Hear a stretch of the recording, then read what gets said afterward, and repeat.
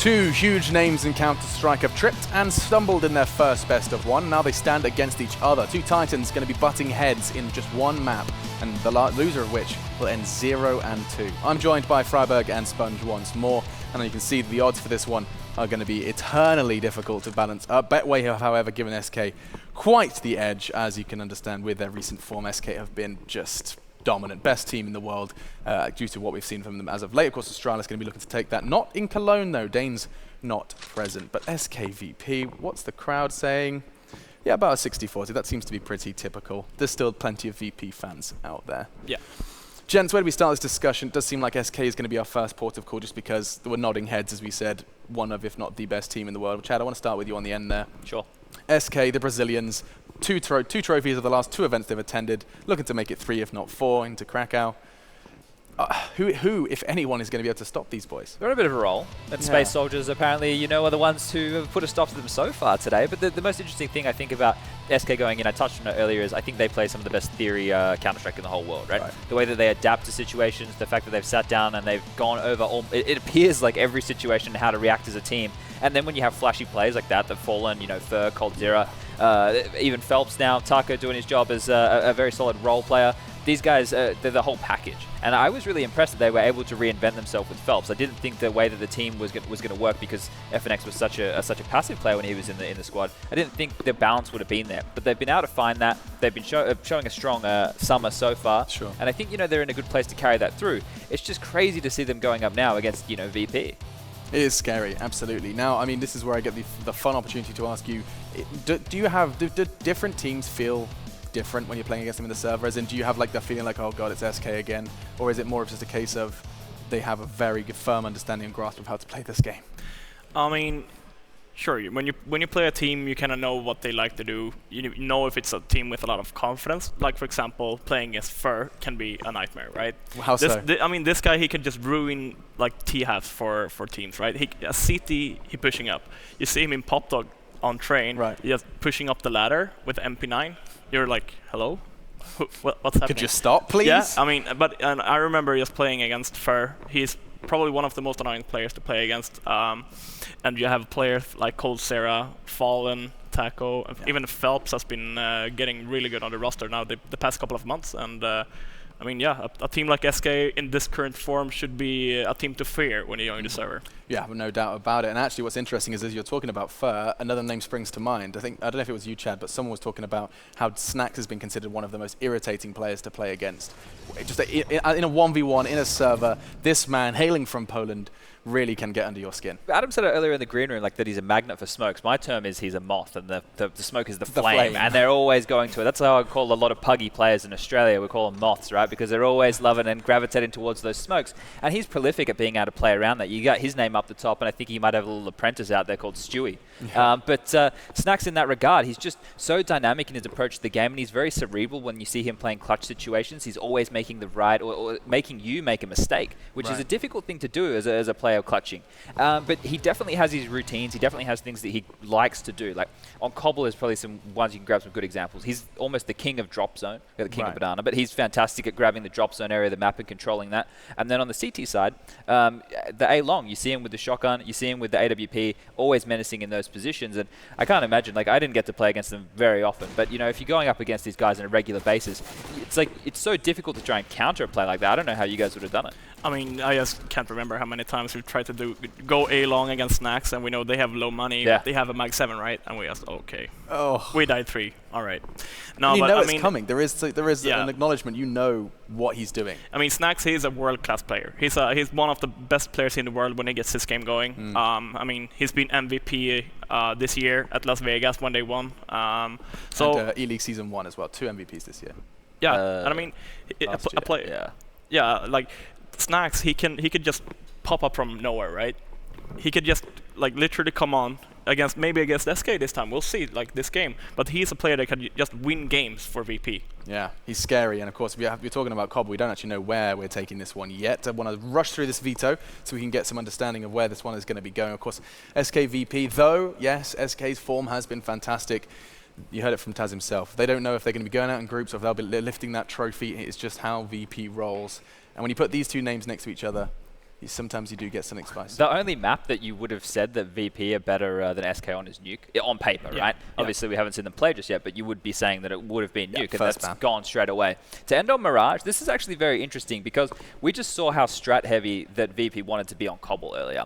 You could do a lot of executes like that and set the pace and then be a lot more free-flowing. I think Cobble you can feel a bit more restricted. So this could be good for VP if they're going to throw out some fun new executes. Something which they can take advantage of as well is the way that Phelps and Fur play A. They play so close to A-ramp, so close to the balcony that if they don't get their multi-frags when you execute or you come out, it makes it so difficult for Fallen, Cold Zero, and Taco on that retake because their way of stopping the attack is stopping you in the choke point. It's not like they play the bomb site and allow their other players to come in and set up really good crossfires. They just want to take the jewel. So if VP know how to isolate them, that could be really effective. Something to keep our eye on. Is there any other kind of win conditions for Virtus.pro? What do VP need to have running on full force in order to take a win here? I think they need a strong CT half because I mean, as T side we can see the plow going as we used to say. So I think if they would start CT, we know later on about if they have a knife round, but. I mean, when they're playing CT, they need to get their game going. They need to be aggressive because VP, they're not the team that should be sitting back and just waiting for their opponents to hit them. They should be the team that's controlling the tempo in the game, right? So I'm hoping for VP to like just go into the game and just show some like balls, yeah. First day on stream, I'm saying. Yeah, I know. Right? You can see he had balls in his mind. He just didn't put balls in his mouth. I had to help him out. Thank you, Alex. But yeah, they do. So I'm hoping the VP will do that coming in against a team like SK, because SK, they're a team that they're gonna run them over if they don't, right? So yeah, I'm hoping VP would start CT, and I'm hoping they would start off by being aggressive at CT. Okay. Aggressive defensive side from VP. It sounds like an oxymoron. I promise it isn't. And outside of that, of course, SK are undoubted favorites in this one. There's no point doing predictions, Chad, but there is a reason that this is one of the maps that not only did they forge that dynasty with almost an entirely different roster at this point in time when they were Kaboom, but now it is a map to be feared versus SK, as if there isn't a map to be feared. Yeah, but you know, even though we are saying that's the case, they did have some really good results in that while they were coming up. VP were almost the originals on this map, right? Yeah. They were the ones who were basically teaching the rest of the world how to play this map, how to get mid control and where to go from there. So I think SK's is probably closer to the way VP used to play it when they would get a lot of mid control and go from there. Getting Phelps in window every time is very important, I think, for the T side of SK. So once again, we are going to say SK are the favourites here because we don't know what VP can bring to the situation. Yeah, and I mean, it does sound like we've got a bit of additional time as the players do head into that server, which means we can kind of explore the Mirage SK VP discussion with a little less haste, which is actually quite the luxury here, Chad. To expand upon one point that I always think it does sometimes go unmentioned is there are some players who are prolific in spots. You know, like this is something that I think that goes rather under the radar. Players are more aware of it than perhaps viewers and us here at the analyst desk typically. But one of the discussions I've always heard and has yet to be explored personally was Fur and Connector is apparently something that goes together like kind of bread and butter. Yeah. Is that someone you recognize when I say those two? Yeah, I mean, he likes to go aggressive. He likes to put down the smoke, both at CT. A CT anti? Yeah, I mean, I don't know if he's playing Connect actually. I think Has he moved? I don't know. They float around. Sure. I think from the demos that I've been watching, the games that I've seen, it's just it's Phelps and Fur kind of exchange depending on whatever they're feeling. They are a team that can just go like kind of, but they're feeling the matches right towards. So I see like a VP or SK running like a CT running 3 guys towards short, just going like aggressive mid from short because they see they're putting a lot of effort towards blocking out window and the connector. Let's just push out short. And they're super aggressive. And another spot that I thought we were gonna mention was gonna be Phelps. What, window? I mean, he's always jumping up on this ledge at catwalk and jumping into window. And that's kind of been his kind of signature. I know a lot of teams have been named the spot after him now. So that's gonna be one thing that VP needs to know. I hope that they know. They should know by now that Phelps really likes to do that. Yeah, and there is depth and intricacies to how he's doing it, right? You can't just you can't watch that and then in your MM game just feel like you're going to take over the world by jumping into window. Give it a shot. No, I mean, I've seen them helping him out. Like one guy is spraying at the same time as he's jumping, so people they won't probably hear him land. I mean, stuff like that. It's small things that people maybe don't see on stream, but things like that makes him able to be like coming from behind, even going down CT spawn. I've seen him do it times and times again as well. So I think Phelps as T side Mirage, I guess that it must be his like favorite map, right? I mean, we discussed it in Immortals as well. It was the map where they kind of let Phelps do whatever he wanted, and he's kind of perhaps it's one of the few maps where he gets a little bit more of a looser leash Chad. What do you make of that? Yeah, I definitely think so. And when you have a team like this that seems almost flowing, they flow like water, right, in their approach. Speaking to Fallen in the past, it's been, well, I actually had a really big discussion with Taco, Fallen, and Cold Zero once. And I was getting all of their perspectives kind of one at a time to see how it all meshed together. But the idea is that even though Fallen's the in-game leader, when you look at things on the CT side,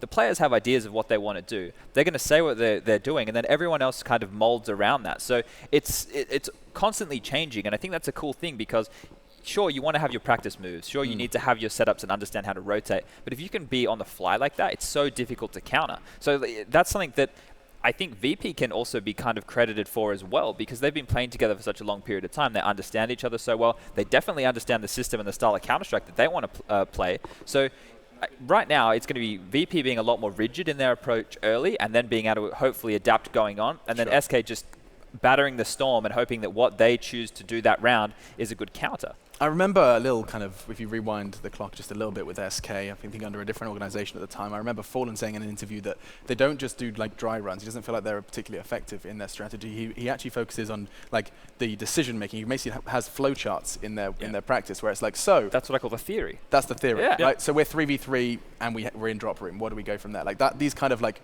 if X do what? You know, it's very interesting to think that that's the kind of process they've got. It's not so much just a page in a strat book. No, but I think SK is probably the team that's the best in the world right now on adapting into a game, right? They can have maybe have a rough start, but they'll find a way or like a hole in the opponent's defense, and they'll just climb back and getting those rounds needed to be able to beat them when they're CT, right? And I think Fallen has been, I mean, lately last year when he won majors, and even this year I've been seeing when they're winning tournaments. I mean, the mid-round calling from SK, it's on point. Yeah. And I think that's one thing, like it's a momentum thing. So they just came from a victory in the ESS finals. I think they're gonna keep on going here with the same mindset, and they're gonna see some really good in-game calling from Fallen. Yeah, we know of all the teams that are not affected when they're down, SK are a prime example of. Just look at the ECS finals. I mean, that looked like it was an open and shut case for FaZe. They were, you know, a round away from being 2-0 smashed, and SK do what SK do Clawed best. back. Yep. They're a very scary team to go up against. Now, I haven't got quite received word on where we're at in terms of getting into this one. Just want to remind everyone that this is Mirage and this is a loser's game. 8 in server right now, Alex. Just to give you the have live update right now. We have all 5 members of SK currently in the server and only 4 now from VP. So we've got to be getting pretty close. All 5 in. There we go. So surely we're close at this point. Okay, fantastic. We'll get some closing thoughts then. So SKVP, I want to know, do either of you, we don't necessarily do predictions, but just because it's these two teams and it's the odds are so stacked in one person's favor according to Betway, do you guys have anything necessarily? Would you go against that in any way? Do you think this could be the start of something for VP in Cologne? I would like to say that VP have a chance in this. It's a big tournament. VP, they used to come in and play big games in big tournaments, but at this point, SK has been showing the current form. I think the SK will win this one. Yeah, they are just too damn intimidating. However, already one down, you know, they're with the 0-1 currently. Well, they got shell-shocked earlier, right? They kind of just, the rounds just kept slipping away from them. And then when you're down 12-3, you're kind of like, what's going on? I think if VP have any chance of winning this game, which I definitely think they do have stake in this match, it's going to have to be a win in the terms of a 16-7 or something that almost seems like a crushing victory, because I think we've already seen SK come back once today, and that resilience, both teams have it, but VP coming from, I guess, the underdog status are going to need that. I don't think they're a team who's going to, you know, ever be at the point where they're going, oh, you know, they're slowly mounting a comeback and the pressure gets to them because VP are big stage players. That's not going to happen. But it almost seems like SK, they're like a literal snowball. Like they're just building up momentum. There's no snow in Brazil though, so that's not literal. A literal snowball. Why did I say that? I feel this literally is a scary word. Yeah. I feel it's a super important tournament for VP because this is the first tournament before the major, or the last tournament before the major. So it's in their home country, Poland. We've seen what they have done in majors in Poland before, right? So this tournament is going to really decide what kind of tone they're going into in the major, right? So I'm really hoping for them to bring up their A game now. Well, 0-2 certainly would be a bitter pill to swallow. Of course, that would mean that they were against the ropes, no room for error. A win here puts them on level terms, 1 win, 1 loss. And to guide you through the action and to provide the answers of who is going to be sitting 0-2, 1 loss away from elimination here at ESL One Cologne are your casters. They're beautiful, they're well dressed, and one of them perhaps looks a little bit like Harry Potter. It's none other than Semler and Anders. Well, thank you very much, Alex. He wants guidance and answers and everything. He's just becoming a very needy person, Alex, I feel like. Expects all sorts of things from us. It's a bit too much. Post-life, right? Yeah. You know, they keep telling us over and over again, these analysts and hosts, you know, it's such a hard thing to do, job, you know, all that. Just looking to us all the time for everything. It's a bit much, isn't it? All right. See him blowing a kiss. I do love Alex. We are going to head into the game very soon, and what a game it is. Virtus.pro and SK on LAN. I agree Virtus.pro looking a bit shaky, and I mean, they should be doing better and all of that, but I long ago learned not to underestimate these guys, and I'm not going to do it here either.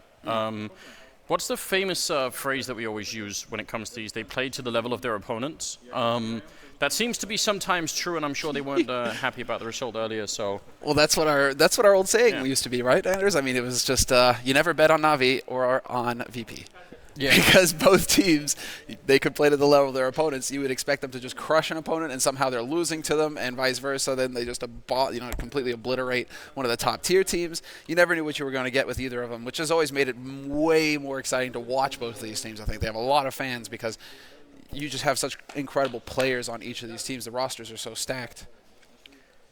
It'd be very interesting, and on Mirage as well. I do agree, though, that particularly SK on this map have an enormous strength in some of the sort of role players that they have and some of the anchors that they have on that B bomb site, for instance, making it a lot easier. So, I mean, if I had to give it a call, I would say SK are the favorites in this one. But I think it's going to be pretty close, and in a best of one as well. You really never know. So welcome to the game, ladies and gentlemen. It's ESL One Cologne 2017. Still day one, of course. Got plenty of Counter-Strike to come. I'm excited for this particular game. We'll see. Currently setting up outside of the A bomb site next. Just trying to see if they can get the walk in. Fallen will get the frag instead.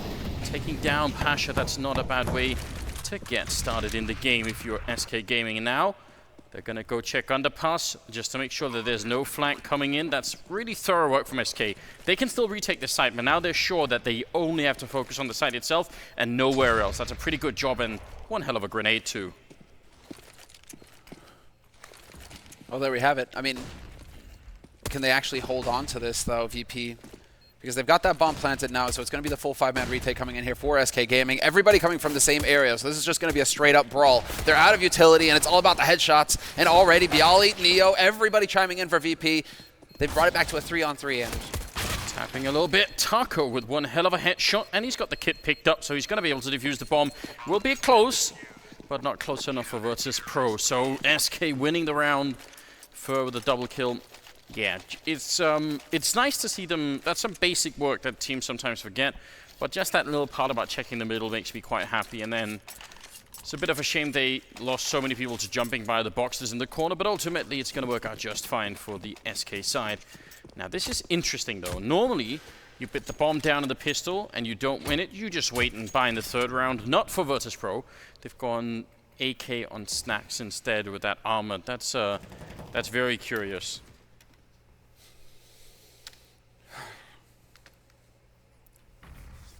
We'll see. Thing is, you never really want to. I mean, yes, okay, they touched on that on the analyst desk a little bit. You know, the fact that VP were the front runners on Mirage, they've always been a bit beastly. The thing is, right now though, SK Gaming, they're just so good on this map. They feel like they've got it figured out. And so even if you are VP, you have the firepower, the smarts of VP. Do you really want to be taking on SK Gaming here? I don't think so. I think I'm going to go ahead and back SK in this match. That they're going to be the ones getting into the 1-1 situation, and that VP are going to be on the back foot once again. SK have won the last 3 tournaments they've attended. They're on a roll right now. They're beasts. Yeah, but look at this flank from Neo. P250 checking the window as well. This actually looking really good for Virtus.pro right now. Fur holding on the ramp. Phelps will take down one player there, so at least there's a chance. And now, the second kill coming in from coldzera. Virtus.pro using none of their... They had so many good positions there to win that round, and they managed to pretty much utilize none of them. That's really disappointing, and if you're Virtus.pro, if you get given a gift like that, you've got to be able to capitalize on it. And that was a big risk to buy in that round. We'll see what happens in the next one. I mean, I guess everyone but Snacks can still buy, especially with the with the bomb plant. It's just you didn't get nearly enough out of it. I mean, yeah. Okay, you got the bomb plant, you got the bonus 800, but you really wanted to be getting some kills on SK Gaming, forcing them to spend a lot more money. Here, they're going to be going up against an SK Gaming, 2 rifles, 2 MPs, and full utility across the board. And of course, Fallen has got his AWP. So it's not going to be a battered, a bruised SK Gaming. It's going to be a beastly SK Gaming who are ready to take the fight because they have all the tools necessary. Oh, Snacks checking out underpass. He's obviously dropped a weapon by Bialy, who's taken one for the team. Going to be playing with a Tech 9 instead. This is still just a fine buy for Virtus.pro. I don't see any problem with this right now. The only potential issue could be the lack of grenades if they want to go for an execute with the smokes. And especially in the afterplant situation, it could get a bit weird. SK not really taking too many risks, although they are lingering around the A ramp, as you can tell. So if they go and actually check that, that could be some really good information then to realize what's going on, especially as they're missing a lot of info in the middle right now. It's going to be the big timing here. It looks like VP are going to be rushing onto the site, and Fallen, unexpected spot for him to be holding in, gets that first pick. Snacks, unfortunately for him, he is gone. So a man advantage now, although Neo will catch Phelps. He was playing Shadows. Fallen still alive on the site. Headshot on Taz. Couldn't get the follow-up, but Bialy's there with the flank. And there it is, the bomb site once again under control here for Virtus.pro. Great double kill from Fur, but the Pasha with the double of his own can't get away in time, and Taco will take him down. Never mind. I mean, that was... everything seemed to be working out, but... it looked good. Just falling a bit short here. 3 and and some risks being taken by VP in the beginning, but also I would say a bit unusual for SK to be giving up that much mid control to Virtus.pro. That's really dangerous, and it can backfire really heavily. In fact, I think a lot of the rounds nowadays that people lose on the CT side is because one terrorist has snuck up into the connector and is suddenly either shooting the guy window or shooting someone on the site without no one realizing. I think that's such a common mistake. That people have to try and avoid it the best they can. They wait for the rotator, but not only is it the shots, it's just the fact that if you have somebody holding that close, all of a sudden he's getting all that audio information. And so you can hear the rotations early, you can get an early warning over to your teammates, and that can influence where you want to wind up on for that bomb site. And so right now, 3-0 lead for SK Gaming. Things looking pretty hunky-dory here for the Brazilians. And they're just going to have a nice a nice anti-eco here. It's a hard eco for VP. So Snacks, Bialy last two alive. Bialy not for long. Snacks kind of hanging out, and he will get a kill. 2 kills, in fact. What is this? Trying to go for the BDP, and they're going to get punished. 3 kills already, VP. That makes a huge difference. Snacks doing a world of good. What an outrageous waste of money from SK's point of view. I mean, I suppose they thought they had him pretty much locked down, but that's a lot of rifles to give away in a round that you have 100% won. There's still no chance all the Snacks can actually make it out here. The bomb is dropped, and he's going to go down to Taco, who gets a quad kill. But yeah, that's wild and out of control from Snacks. Like you can see why Cold Zero is thinking, listen, I'm going to follow this up, and like every person, that's sort of how this happens, right? Every SK player is thinking, I've got him. He's surely reloading. He's running. It's no issue. I'm going to take him out. Just not meant to be. Double AWP though for SK side, and one on Pasha as well there on VP. We'll see how this plays out. The Polish team still lacking a round on the scoreboard here. It'd be nice if they could start to pick one up soon. Oh, that HE. I was hoping it would do a little bit more damage there. That was a bit of a risk taken by Phelps in mid.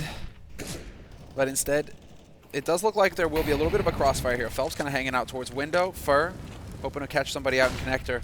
And in the meantime, Snacks delayed by the Molotov, but pretty soon he will be able to start moving in to get that pincer into mid here for Virtus.pro, which they're so good at.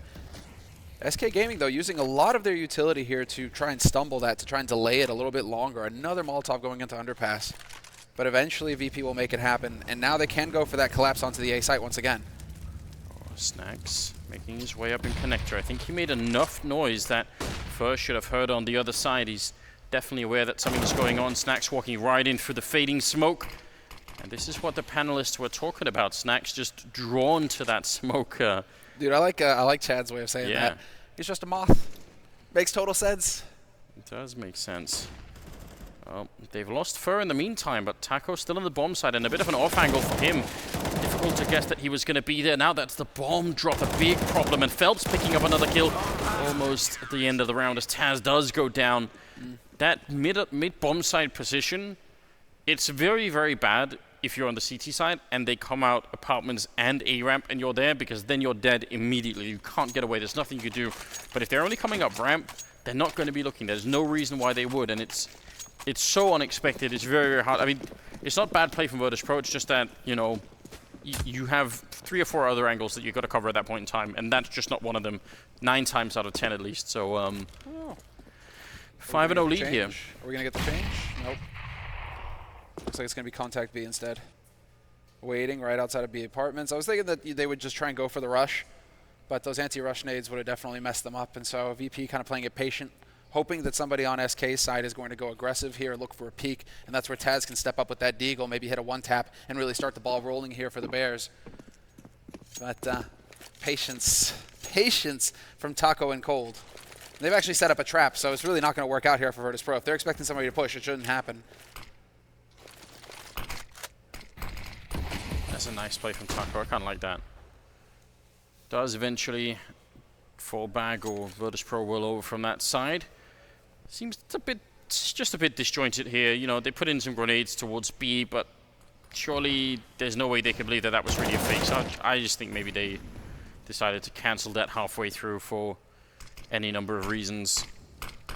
Good counter grenades coming out from SK, making life a bit more tricky for the Virtus.pro side, and easy job here for SK. Certainly doing a remarkable job. What a perfect swap. Neo, though, will pick up the kill on Phelps, but that was a clever play coming in between Fur and Phelps, swapping places.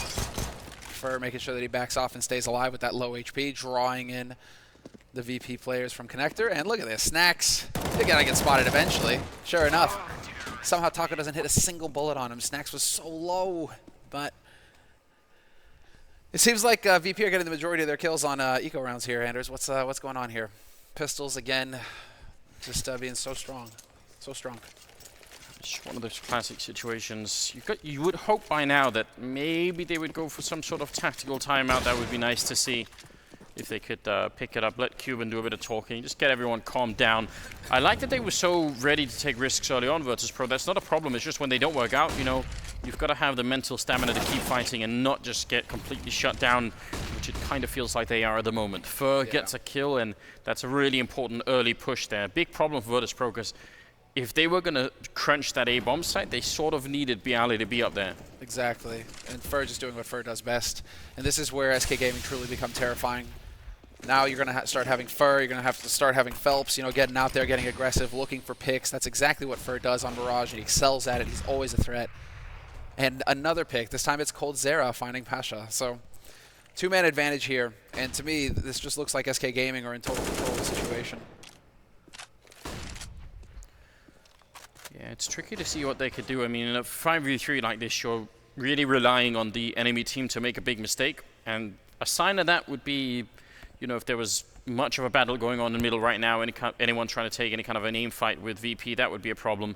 But no one is. They're just set up and ready and waiting. They don't really want to risk it. 40 seconds on the clock, and Fur will get another kill, leaving it in a 2 versus 5. So even the dream of getting many kills and maybe getting the bomb down here is kind of gone for VP. This is out of control. What a shot from Fallen. Snacks is just not having a fun time. I mean, he's got the most kills on his team now, but that's 5. He's got 5 kills, Anders.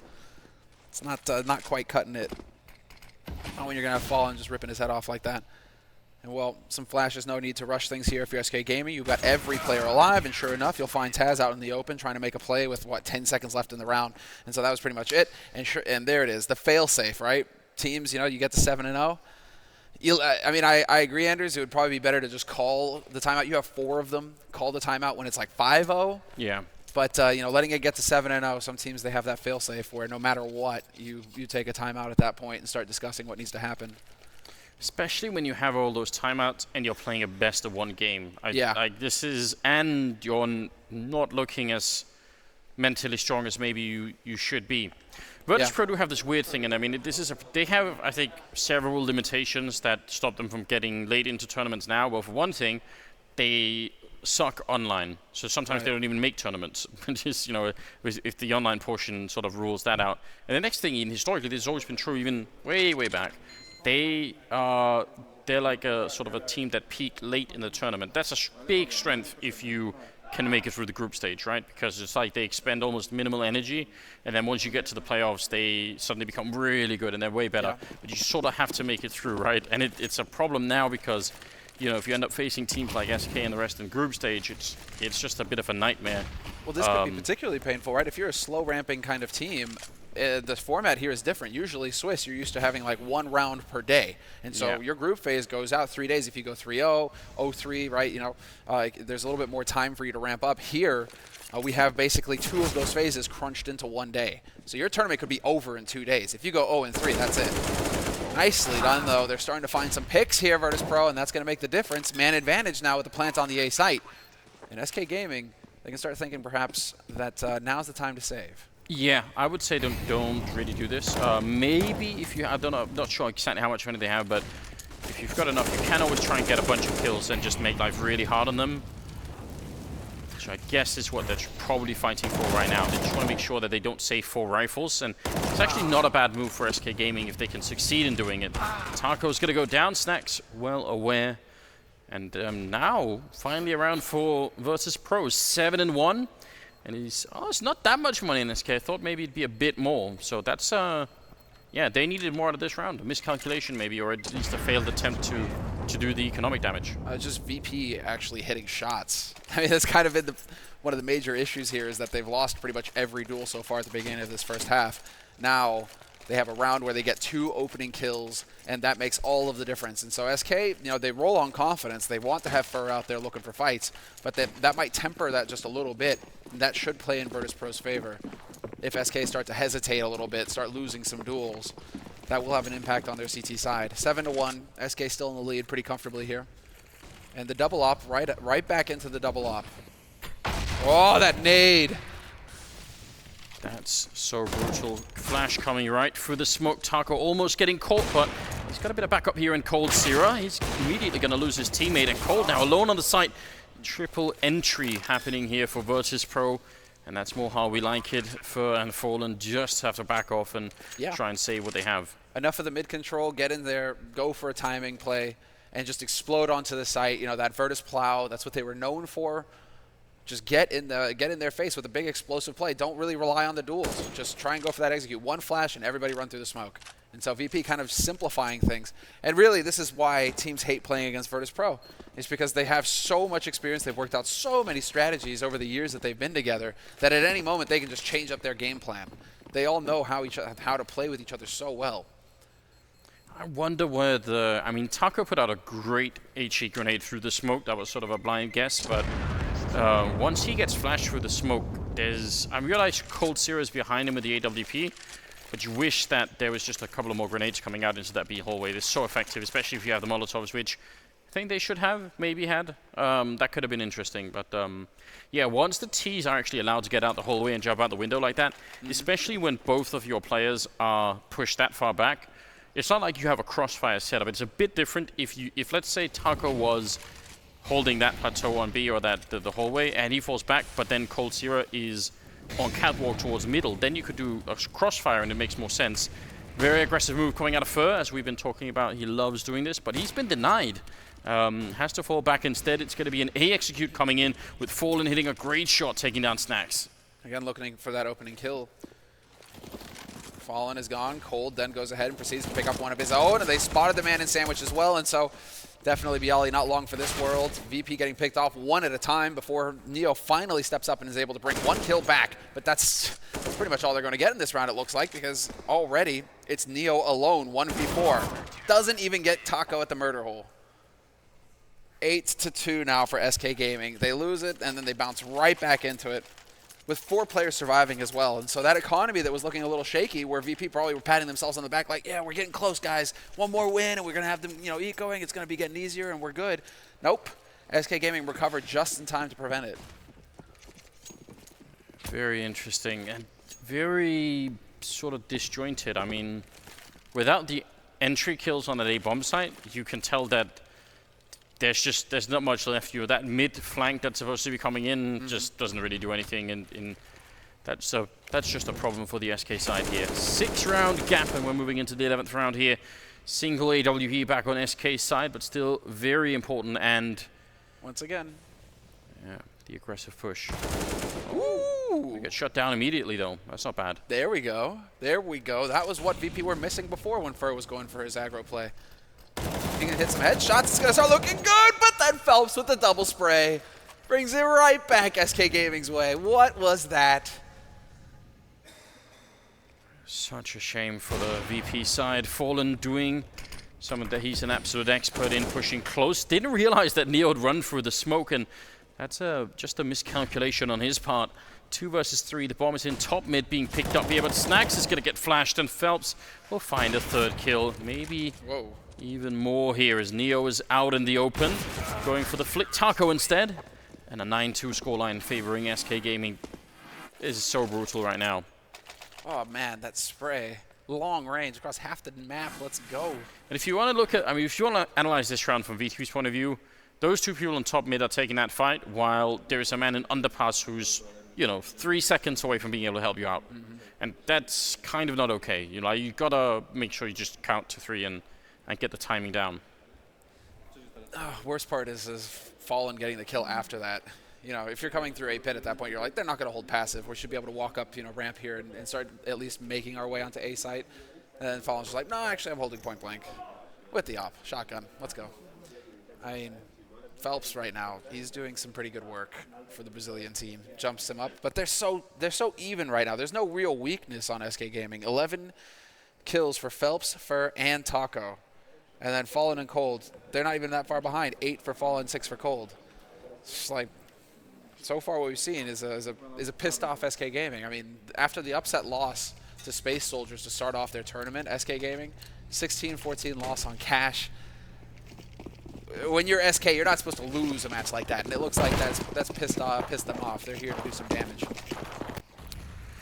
Yeah, that was really quite exciting. I think, especially for Space Soldiers, that was an interesting game in so many ways. Especially because of there were some big clutches coming from some of these Space Soldiers players that just you probably weren't expecting. I mean, Santares is a name that we've heard thrown around a lot. He was by far and away not the only one doing a lot of work there. So that has me very curious. I really look forward to the next Space Soldiers game. See what's coming up there. Fallen flashed and still gets the kill on Taz. Just counting the seconds in his mind, and apparently the timing was perfect for it. Bomb plant, yes, winning the round. I seriously doubt it, although Cold Zero decides to run right through. It's still going to be an easy cleanup here for the SK side. But at least they got the bomb plant. That happened. Yeah, no, they get that bonus money, which is pretty much the goal of that round. Was that a collateral on Snax as well? I'm wondering if Fallen managed to get that wallbang shot in. But could have been. You know, give it to him. 10-2, anti-eco for days. 13th round here. We've got a bit of a struggle right now for Virtus.pro. If they could pick up, the last 3 rounds here, still competitive. But I feel like teams lately, and I mean all teams, have been struggling a lot more to pick up CT rounds than they have T rounds. The fact that SK are up to 10 right now has me just a bit worried for Virtus.pro. A lot can change if they win the pistol round in the second half, but they really need to do a bit more here. Look at the counter grenades not allowing any one of the apartments coming out. Snax forces his way through, but look at the damage to him. Just the bullets and some Molotov damage as well, really causing a lot of trouble for him. They will be getting the bomb plant once again, but the retake for SK should still be pretty good. Oh yeah, Phelps just hoping to get lucky with some of the spray through the smoke, and eventually, oh look at the clever boost. Does he get that HE on him? That was about to be the pure touchdown HE. Snax still somehow alive. Once again, 1 HP for him. And so, still just hanging in here, man advantage. They're still taking the fight. Eventually he will go down, but some good shots coming through from VP to make this a little bit closer than it would have been otherwise. 2 players survive for SK Gaming, well into the double digits now, 11 rounds on the board, CT side Mirage. And I know what you're talking about, Anders, with that T side that we've been seeing a lot. Like at the major qualifier, it just felt like, oh, this is actually a flipped map now. It's just T side. There's no more CT side advantage for Mirage. SK showing us otherwise.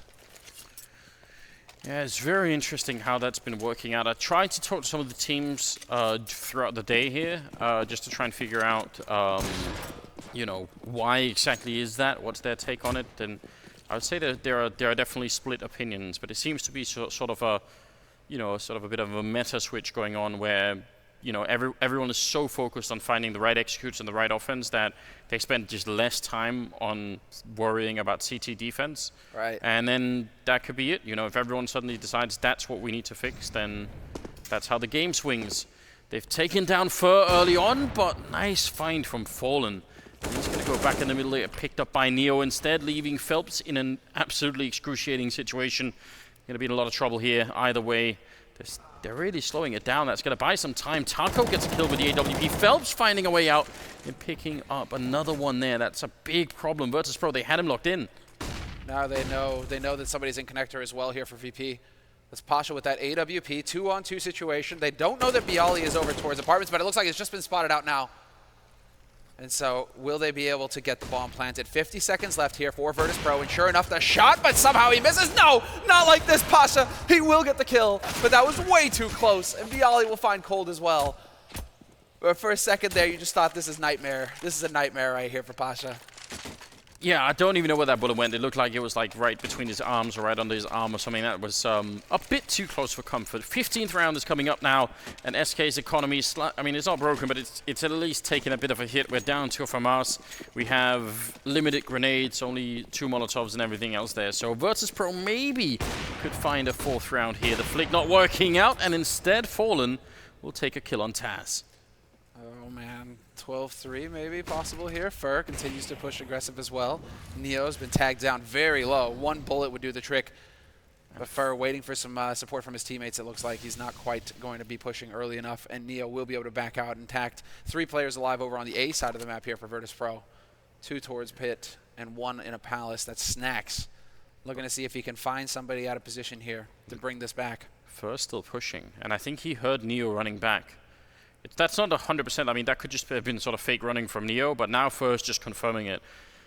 Freiburg was talking about this during the panel, just how hard it is to play against someone like Fur on this map because he's all over the place. And right now, every step that he takes brings them just a bit closer to closing out this round in their favor. Fallen does go down, so it's still a 4-on-4, and now a Cold Zero trapped in the corner. They have Molotovs. They're going to throw 1 into Shadow, and none onto him right now, so he's got a pretty sweet position. Does go down, in spite of the fact that Snacks is running out. Here comes Fur with the 1 kill, and it could have been way more than that. He's just a bit too slow. Phelps will pick up 1 on Pasha, though, and that leaves Neo very low on health with the flank here. He can get 1 kill, but I doubt he can win the round. Especially if they double up. If they go in as a pair and get flashed as a pair, that might make things awkward. The flash is there, and Neo trying his best to make that a 1v1 situation. Eventually, Fur will stand up, but Fur, he is just the god of flanks at that point. He played that so well. Took him too long to get the first kill. Instead of trying to force it, he just backed off. And in the confusion, they have to worry about him. Boom, his teammates are wrecking house. A fantastic first half here for SK Gaming, 12-3. It just didn't feel like, at least in the first 8 rounds, that Virtus.pro could actually win a duel, Then they started winning some duels and managed to get 3 rounds on the board. But this just felt like the SK Gaming show the entire way through here. A good recovery for the Brazilians. And just to remind you all, this is a losers match. These teams are both 0-1 right now. Yeah, well, we are going to go to a quick break, and when we come back, the second half will be with us. So stay tuned.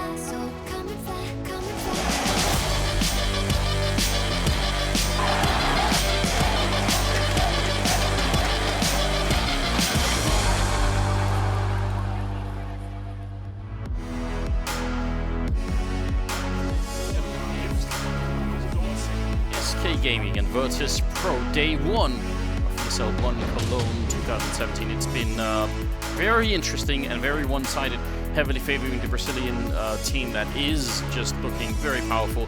12-3 in their favor. There's no way we can sugarcoat that. We can't sex that up anymore. I mean, and that's with Pasha and Neo on the team, man. If you can't sex it up with those two guys, man, you know you're in deep. Yeah, even if you were into the rough stuff, this is too much. Well, the thing is like clearly SK Gaming, they forgot the safe word.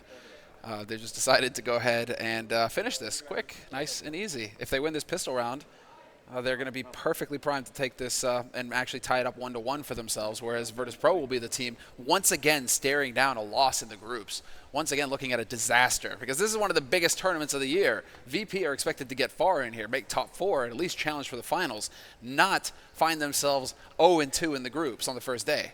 And they're a team that thrive on the energy of the audience and all of those things. That's why you want them to make it to the playoffs, because once they're in that arena, once they're playing in front of a massive crowd, which we know it will be, we've seen the ticket sales go up and up and up. It's going to be, that's why you want that team to go there. It's going to be very exciting. I hope they make it. But, if they don't play well, then they're not going to be able to do that. 12-3 here. And the second half is going to be underway. We do have a Molotov on Fallen and a couple of flashbangs as well. And pretty much nothing out of the ordinary, I would say, for VP side. Grenade on Neo and a single defuse kit as well. And yep, no idea. There we go. All right. It's all good. It's all good. SK, I think, actually expecting some sort of wild and crazy play coming out of VP, because they dropped the bomb and T-spawn. They've set up with 5 positions that just cover the whole map. So they just, whatever happens here, they don't want VP to sneak in anywhere. So fair play to SK. I think this is not a bad way to start a round. No, really taking their time with it. I'm just curious to see where this Molotov and 2 flashes, where these are going to wind up here for Fallen. Probably, if you're going to be, you probably for Taz's position exactly, I would suspect. He's holding close. Actually, Phelps is going to go and make some noise beforehand, but either way, if you want to rush it, it's a pretty good idea, and there's what they were waiting for. Snacks decides to go on an adventure, and he's going to get shut down in underpass, and this is quite a big problem. Could also be for the afterpart scenario, that Molotov, which would be very hard to deal with. Phelps getting a shot and taking down Taz, and now it's completely unraveling here for Virtus.pro. Neo getting one back, but the headshot, and immediately he's almost down and out. Great Molotov actually just clearing out that corner. So many positions to use that one grenade in, but Fallen definitely with a great idea. Taco trying to see if he can make his way out towards the bench. Actually, they're going to pick up a couple of headshots in return now. It's a 2-on-2, and Fallen with a quick reply, taking down the alley. So that's going to leave Pasha in a 1-on-2. Bomb is not planted. Well, doesn't really matter, does it? Bomb was not planted for Phelps, and so that would have been a bit of a tricky position there for Fallen. He would have been the one to have to take point and fight Pasha quickly if Pasha actually tapped that bomb. But, Fallen clearly just zeroed in there. 2 kills for him in that key retake, and he's able to actually hold it and manage to pick up the pistol round here for SK going into the second half. 10-round lead now for SK Gaming, 13-3, and still rolling with the UMPs. I approve. I approve. Pasha playing close with the scout. We've been talking so much about the second round buy and how more people are starting to not buy the armor, but honestly, if you're this far behind, I say go for it. I say give yourself the chance to make this 13-4. If you want to spark a comeback, it has to be right about now. Neo will do the first bid there in taking down Phelps. That's the kind of start that they need here on the VP side, and Snacks to knock out Fur as well. That's very interesting. That's something. Luckily for them, Neo decides to get antsy and go for the peek towards mid. Will get punished. Will get caught by coldzera.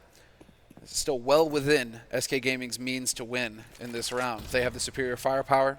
Still only up against the pistols. Snacks has recovered that MAC-10, but that's the extent of it. Taco taking point, hoping to catch somebody out over here towards this B site, but he is not going to find Taz this time. And well, with 50 seconds left on the clock here, it is going to be up to SK to figure out where they want to take this bomb. Oh.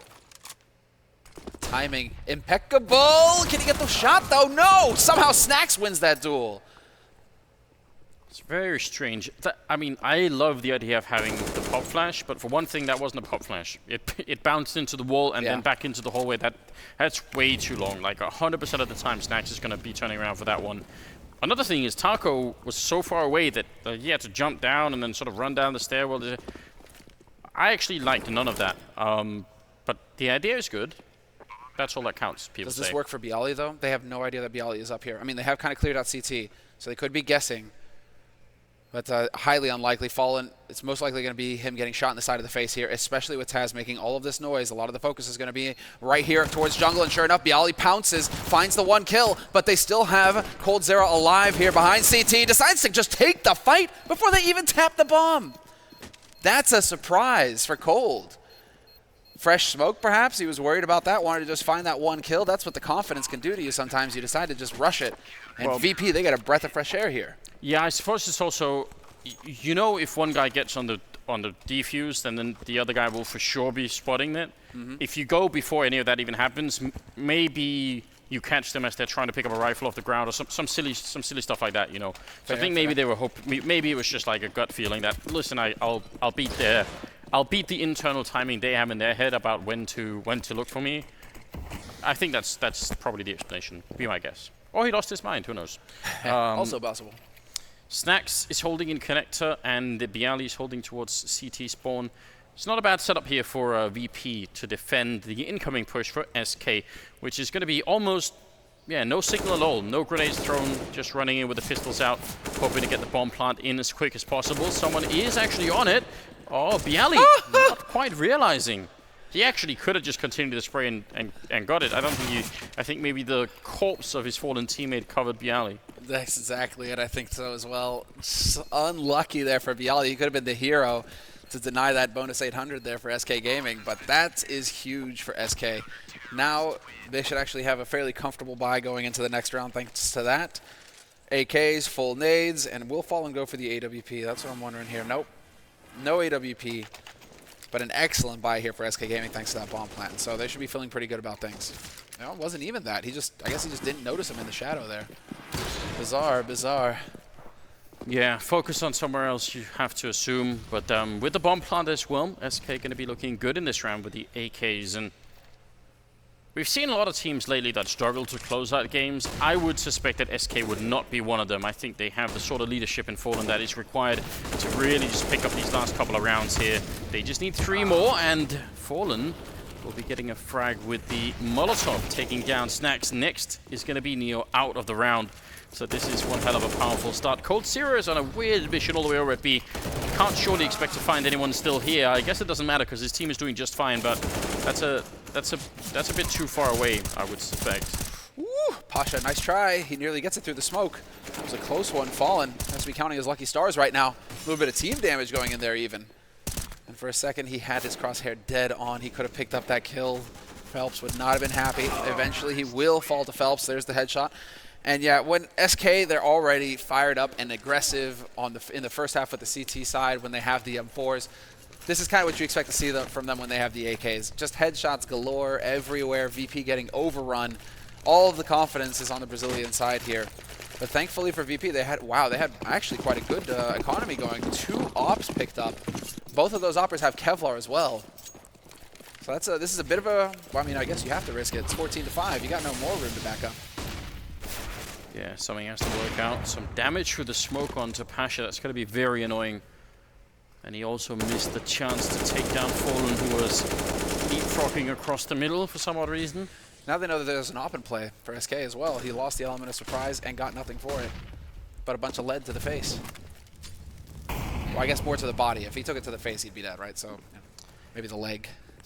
Yeah, still painful, but not yet lethal anyway. Oh, that's a nice angle from Taz. Not easy from Taco to see. So VP with another round, well, another good start to a round at least, and SK for once with not that much map control. I mean, they've got some in the middle here, first sneaking out of underpass, but still with under a minute on the clock and really no smokes or anything here on SK. They just put in a grenade towards connector, but all they have otherwise is the Molotov on the first. So I think VP are in a pretty good position in this round. I agree. A lot of damage dealt there to Cold as well. Somehow they are out of it, but they have 3 in mid right now, the control, so they're just hoping for somebody to overstep, and well, somebody does, but Phelps is not up to the task. Pasha will find the shot first. So back into control here for VP, very comfortable 2-man lead. Bialy, though, he's going aggressive towards connector. And sure enough, gets a shot to the face. That opens it up here. Fur looking to follow it up, but Pasha holding the angle. The bait works perfectly. Fallen, is he going to get any joy here? And sure enough, he finds Pasha. Now he needs to try and get the kill on Snacks. That's the follow-up, and it's going to happen. 8 seconds left, and he's going to be able to get the bomb plant here, Fallen. Such a ridiculous spray from Fallen, especially the second kill. Just very impressive. Was unlikely that he was ever going to win it. So another round for Virtus.pro, but quite heavy damage inflicted to the Polish side regardless. I mean, that double orb investment, they're going to be able to save both of them, but everybody else has to buy, and they really don't have a lot of money. So SK making the most out of every round, you feel. You know, that was from a 3v5 situation, and they bring it back into a 1-on-2 on SK side. That's really annoying if you're a VP. Don't want to see that. No, not at all. Because it's, I mean, they are going to be able to drop the 2 guns. But they should be light on nades here for Pasha. Both Pasha and Taz going to be cutting it a little fine. Whereas SK Gaming, bomb plants again. They're very good about getting these bomb plants so far, SK. So another round with the AKs, with the nades. And we'll see if they decide to hold on to a smoke this time to make life a little bit easier towards the end of the round. Only the 2 left. Quite a big setup in connector here, which I always think is such a risk. So many of these fights end up happening through the smoke, or someone just sort of, you know, you can halfway see someone, you hear some steps or something. It's very hard to control for either team, and this time it's working out great for Bialy though. He had Taz with him, so now they should back off. I'm not sure why they're sticking around. Just get out. Yeah, there we go. Good move on their part. Taco gonna get down to half health as well. In fact, even lower. And VP just need to relax here. I look for a minute like they wanted to keep pushing in middle. Yeah, Fallen though. He is going to follow up on the aggression. Can he find the find the follow? But yes, he does. 2 headshots for Fallen. Brings it back to a 3-on-3. Big shot there, and Cold will find the man overextending on short. That leaves it down to Snacks and Pasha. Last 2 alive. 2 ops in play. And they don't have any nades left here, SK Gaming. So this is going to have to be done dirty. They're going to have to find the headshots. But they do have a little bit more time left to play with here. 35 seconds in the round. It's a real mystery how Virtus.pro managed to set up such bad positions after they get the first 2 kills. They get into 2 positions, either in jungle or in window and on the stairwell there, and none of them can refrag. They can't even help each other out. They just get shut down one at a time. And they had Pasha covering them for CT spawn. Inexplicable.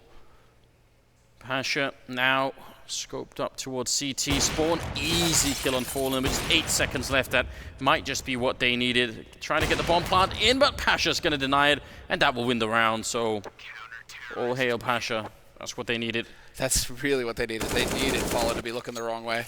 But that's just very disturbing. Like that, this is not really supposed to happen.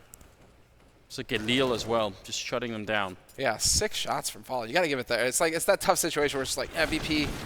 They made the mistakes, but then Fallen also hit some pretty clean shots with the rifle that is not at all popular. Yeah, well, I don't mind Fallen hitting shots. It's just that someone's supposed to be shooting at him from another angle. The first time he clicks the gun, right, someone's going to be up. Well, here's the refrag. Yeah, and it's like, sure. And the problem is if you're VP and you can't set that situation up to win a 3 versus 5, that's yeah, concerning. Painful. Disturbing. Oh. They're going to make it look like it's the smoke execute onto A here for SK Gaming. For trying to make himself bigger than he is right now on that bomb side. He does get shut down from Bialy, so Bialy's going to be able to call it in any second. Look, there's no one else coming here. They're not really moving. Snacks is on the other side, and Cold Zero opening up. Snacks has got the AWP, so they can run him down, and they're going to try and do that, jumping out. Snacks is still behind them, still doing a little bit of damage, and he actually pick up the kill on Taco as well. That's very well done. I think they thought that he had fallen further back, so they just weren't ready for the fact that he was standing right there. Missed opportunity. Pasha, 1 HP. How many times is somebody going to survive on 1 HP through a hail of bullets this map? Snacks had that luck before. Now it's Pasha just barely hanging in there. Had Cold managed to turn this into a 1v2, things could get real nasty. A 1v3 here. All 3 players, they know where the bomb is as well, so they're just going to be able to camp on that B site with 25 seconds left. Cold really doesn't have a whole lot of time to work with here. It's almost a question of, well, there is no, he has an AK already. Is it worth it to just back off and save your gun for the next round? No. You want the monies? I don't know. This is tough, man. Yeah, I would say just do that. I mean, they don't have a lot, so so SK, they're going to be ecoing anyway. Might as well just have the 8K to play around with in that round, and then see what happens. Timeout has been called. Again, SK, just a question of finding the last 2 rounds. So now put Fallen's mind to work. Maybe have Cold Zero help out if you need, but just, you know, collectively find a way to bring the last 2 rounds home. There are some executes that we don't see. We didn't see them for Virtus.pro, who I would say weren't really too creative on their T side. But SK, I mean, they've played fairly slowly. Why not try and be a bit more aggressive on that catwalk? Smoke middle, smoke connector, run up the catwalk, get into the big bomb site. Maybe have like 3 people catwalk, 2 people B apartments. Right. Especially if you know Lanxess is going to be playing with the orb down towards the truck, or if you're guessing that's what happens. If you win the catwalk fight against the other SK player or the other VP player that's holding there, then, you know, with the amount of flashes that are going to be coming in, he's going to have a really hard time putting that orb to use. But I think that's I don't know, potentially an idea. A double orb as well on Virtus.pro again. Yeah, they aren't. It doesn't seem like they want to back off of that strategy. No, I don't think they should. I think they've done a fine job, and Pasha seems to be hitting shots. Snacks is always good with it, so... What is this that's going on here with these teams? They keep getting up to 14, and then they just aren't able to close out the map. Oh, look at that. Snacks taking a quick kill on Fur. It does get refragged immediately. Neo with the reply, so this is all good right now for VP. Now they just have to remember, listen, we're a man up. Don't do anything else, just relax and stay safe. And it seems like Virtus.pro are wholly convinced that this is going to be that A push once again. Coming through here, that pressure early on into connector and the presence in mid, kind of giving it away. Fallen, though, once again, has managed to sneak his way out. And Taco doing a good job of trying to draw the attention to himself. Might give Fallen a chance to open up, but no, Pasha's there. He finds a shot with the AWP long range, and that's going to kind of stumble SK here. 2-man advantage now for Virtus.pro. SK no closer to getting out onto the bomb site. And the bomb, it's just out in the middle of nowhere. It's in the open. It's a good smoke being thrown by Taco. Should allow Cold to try and get up out of the connector, because they need to be a bit closer to each other before they can start to work together. So yeah, that at least allows for this much. That's not bad at all. Molotov going to go through, and Taz will reply just a little bit too quick there. Odd fight going on where both players trying to wallbang each other over by a shadow, and no one really having any amount of success with it. So now it's just a question of someone finding the kill on Taco. There's not much he could do to get out of that one. 14-9. Oh, we've seen some crazy things over the past week, Anders. But Virtus.pro running it back. I mean, Virtus.pro running it back after a 12-3 first half, or a 3-12 first half for them. This would be complete and utter insanity versus SK, who are just looking like a beast right now, who have won the last 3 tournaments that they've attended. And so they're just looking to keep that streak alive. SK Gaming. Have to see. Can they finally just figure it out? And we do see teams just get ultra lethal when they just have the pistols, right? Finally going for a half buy. Curious to see if it's going to be one of those times where somebody's just going to hit some insane shots with the Tech 9s. Can be very tricky on a map like this one, especially if you're not going for sort of a really quick rush. Yeah. But maybe they're hoping VP will make a mistake. They're set up pretty much at all the corners. I mean, you look at where Phelps is in the middle. He's hoping someone's going to come and peek here. Virtus.pro, smart play at the moment. No one, maybe apart from Neo, being really exposed. So this is good, fundamental, nothing flashy, but solid Counter-Strike coming out of Virtus.pro. And at this point, that's kind of what I prefer to see. Like, leave the flashy stuff for later in the tournament. You're playing a best of 3 or something, best of 1 games. Don't get too crazy. It's got to be the tried and true. Ooh, I like it. A little bit of an opening there, but Taz not going to fall for it, holding a bit more of a passive angle. He will get flashed that time, however, and that's going to force him to fall back. That's exactly what SK wanted. Nice timing with the incendiary to try and stumble them at underpass, but they will eventually push through, and it will go onto the A site where Bialy is ready and waiting. Hits the first headshot on Taco and the follow-up on Fallen. Fur will take him down, but the damage has been done. Fur, the close kill. Can they get the bomb plant in? Phelps trying to buy time and force them back here in the window. He's going to get the one and picks up a second one. Amazing play coming out of Fur, and actually I think He's the one with the AWP turning around for the kill is Phelps. That's just great coordination. The fact that Fur gets the bomb plant down, picks up the AWP and helps out Phelps right when it matters, that's incredibly cool. It's going to give SK the round out of nowhere. Pistols and the A bomb side, in spite of the fact that VP read that so well. It's ridiculous. It's just a quality sometimes when you have those pistols. The Tech 9s, there's so much damage, 15-9. And that release of pressure here for SK Gaming. Now they know at least they've guaranteed overtime. And we'll see if Virtus.pro can keep up the same fight with a horrible buy that they've got right now. 2 M4s, 3 pistols for them versus a full buy on SK's side. Fallen even has his AWP, going back to the tried and true. But that presence in mid right now for Virtus.pro, it looks like SK Gaming, they aren't going to fall for it. 23 kills on Fallen. It's really refreshing to see him back at this level. That's quite enjoyable. Especially some of those, I think, CT side AWP kills are just so hard to deal with. It looks like they will fall for it. Oh, run boost right into the middle. Bialy never saw it coming. Just landing right behind him. That's incredible. Obviously, Bialy was turning around so that he didn't get flashed and also he could look into underpass. They will give a bit of a team kill there as Fallen takes down Fur, but 4 versus 3. Still, they have the rifle advantage right now on the VP side. Now would be, in the SK side, now would be a really good time to close out this game. Yeah. This is it, their moment. They still have the firepower, the advantage. Somehow Pasha eventually dies. Taco's there to find the kill on Snacks as well. And Neo and Taz, the last 2 alive here for Virtus.pro. Neo's recovered that M4, but Fallen so patient at the top of mid. 30 seconds left in the round, and he's still hanging around up there looking for that shot. And now he gets that bomb. So 3 versus 1 here for Taz, who only has a P250 and Kevlar. A bit of a tall order. Yeah, very much so. And the jump down there, and certainly now with all the running, they will have heard him. He's gone and picked up an AK. 1-on-3. The bomb is going to be going down as well. He's got a Molotov, and so do they apparently. Without the defuse kit, that one Molotov is just, that's an eternity almost for that to go away. He jumps up, Fallen to take him down. Fallen ending the game at 25 kills as a top fragger. 69 in favor of SK Gaming here, taking out Virtus.pro. Second game of the day for both teams. Quite a good job, quite an impressive performance again from the Brazilian team. Yeah, no, they look like the favorite team. They just hit the ground running. They never let Virtus.pro get into it. Virtus.pro weren't winning any duels. They were going for that like control kind of map, looking for duels, slowly pacing it out, and yet every time they ran into somebody from SK, they just died instantly. And so SK, they had everything going right for them. 7-0, what, almost 8-0, I think, and then finally Virtus.pro were able to start doing a little bit of damage.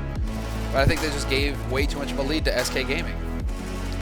Very interesting game. We'll see if Virtus.pro can improve, but right now they've got their backs to the wall, so it's going to be tough for sure. We'll go to a quick break, and then we'll be right back with the analysts.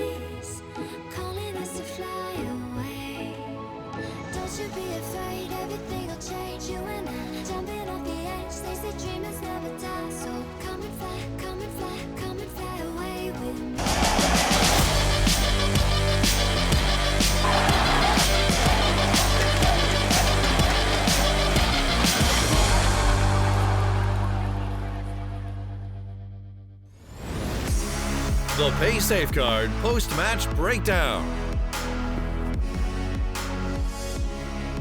Just for a minute, we thought we had a game on hand. However, SK, with a strong start, managed to close things out, joined once again for this post-match breakdown by Freiburg and Sponge. What a lovely luxury I have. Get to pick the brains of some of Counter-Strike's latest and greatest. You okay with that, Chad? I don't know which one I would fall into of those. Well, latest. Probably I mean, neither. yeah, he's the greatest, you're the latest, so it's okay. Cool. Yeah, sure. I liked it with the whole Aussie flag. You're very loud, nice human being, and now we get to steal him for some analysis. And indeed, we do have to analyze this one.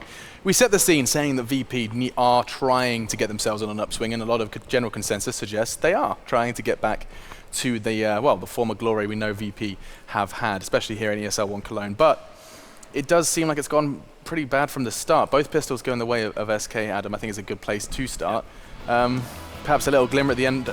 I love that we're seeing Deagle pistol buys now from the likes of Pasha. Is there a thought process behind this? I thought only Nico got away with this. No, I mean, it's strong. I mean, especially on Mirage, right? CTs are all like 9 out of 10 times playing in CT spawn, so Glock and on that range is very ineffective. So they thought of buying a Deagle. Maybe if they get the one shot there and again CT, it's a much easier round to win, right?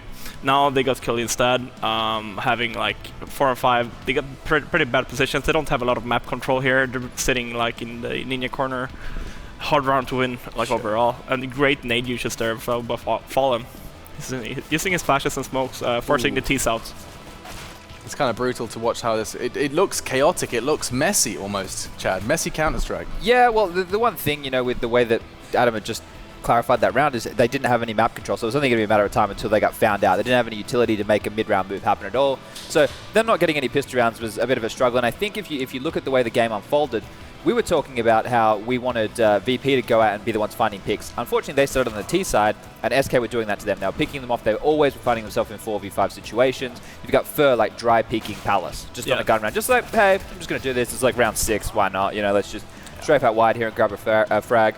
And then from there, it kind of spiraled to the point SK's economy was completely under control. And when that's the case, you can't just do set executes anymore, because if they want to fight you, as soon as your smokes come in, they just Molotov you off, they smoke off the choke points, you have a really rough time getting through that. And even if you want to do it late round or early rounds and they played retake, you don't have a lot of economy to work with yourself, so you're always going to find yourself in a disadvantaged situation, and VP couldn't really get going. They certainly couldn't. I mean, this is the second time today that VP have gone 1-7 in Germany versus a Brazilian team. Look, it's not easy to be pulling stats like that from Blue, so he's doing a good job. Yeah, it's absolutely fantastic, and it certainly isn't Yeezy, so a big shout out to Blue. I like to call him Deep Blue. But you can see over there, look, they got a double ADR, over 100 for Taco, Phelps, and Fur in the double-digit round. Yeah, I mean, that just shows how dominant SK were in the beginning of the match. I mean, SK, VP, they crawled themselves back, getting 3 rounds in the first half. I mean, it's not something you want, like, for going into the second half, right? That's some top-tier analysis. No, we do the same, yeah. I mean, well, 3 rounds isn't ideal, and it certainly isn't. And I mean, I don't know how VP felt when they lost the pistol as well. That's kind of like you feel as a player that pretty much the game is over, right? Do you actually have that mindset? I mean surely that has to be like, come on, boys, win the force buy. Come on. I mean, in a way, yeah. I mean, in a way, you do, but like, thinking on for yourself. Right. It's not vocalized. Like, yeah, this is going to be a tough game, right? They did win the force, though. And they actually put out some numbers. So they got 9 rounds against SK, which is a team on form. VP, as we said, is a bit uprising, I guess. Yeah. So, I mean, yeah, the game went kind of like we expected, I guess. I mean, the VP, we wanted them to put up maybe a bigger show, especially in the first half, but crawling themselves back a bit in the second half was just, I mean, okay-ish. Yeah, I think VP's approach, right, the way they started was just going for, like, not slow, but it was almost like a mid-tempo, mid-control. So they were doing the normal underpass stuff, smoking the top mid, molotoving off connector. But when that happens, you're always going to have a CT poking or prodding from connector, window, or cat. And your smokes and flashes have to be absolutely perfect, and you have to make sure that you're either flashing every corner or jiggle peeking all the time.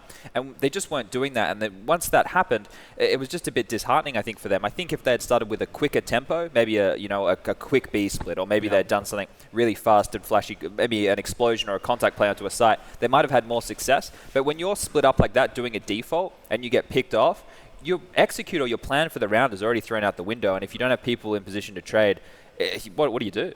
Well, what do you do now if you're VP in the grand scheme of things as well. They have gone 0-2. An update from the B stream as well, from at least us here, is that Heroic have fallen. Therefore, it's going to be Heroic and VP currently in that 0 wins, 2 losses category. So keep your eyes on that one. That could I mean, the fact that now Virtus.pro, if they want to see the crowd, if they want to see that VP fan section, which is here like a mainstay in the Lanxess Arena, I'm pointing because the door to the arena is there. I'm sorry, this makes no sense for you guys at home. If they want to be in that arena, they have to do what sometimes feels impossible, right? Swiss format, you go 0-2, that's a scary premise for a player. Has it ever been done? Has anyone ever reverse sweeped in Swiss? I could have sworn we've talked about it once. No one did it at the major qualifier because it was Renegades and Dignitas who both found We did Swiss at IEMs, and I feel like that's happened. Sure, maybe. Well, we'll the stats, do. Man. Get the stats. We'll hit Blue up, and of course, big shout out to him. He is going to be providing all the stuff you see popping up here and there and everywhere. Making a splash. Bit much love to him. Yeah, absolutely. Well, we made a meal out of this throw, haven't we? Anyway, let's leave it for now. Myself and the guys are going to be back after the break when we bring you another fantastic game. Cloud9 this time, taking on some people. Navi. Navi.